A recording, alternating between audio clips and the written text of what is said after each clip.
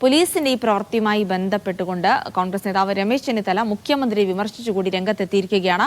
മുഖ്യമന്ത്രിക്ക് ആഭ്യന്തര വകുപ്പിന്റെ നിയന്ത്രണം നഷ്ടമായി എന്നാണ് കോൺഗ്രസ് നേതാവ് രമേശ് ചെന്നിത്തല പ്രതികരിച്ചത്. മുഖ്യമന്ത്രി പിണറായി വിജയൻ സ്ഥാനമൊഴിയുന്നതാണ് നല്ലതെന്നും ചെന്നിത്തല പറഞ്ഞു.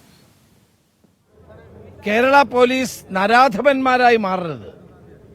അങ്ങനെ മാറ്റുന്നതിന്റെ ഉത്തരവാദിത്വം കേരളത്തിന്റെ മുഖ്യമന്ത്രിക്കാണ്. കേരളത്തിലെ പോലീസ് മികച്ച പോലീസായിട്ടാണ് ഇതുവരെ കണക്കാക്കിയിരുന്നത്.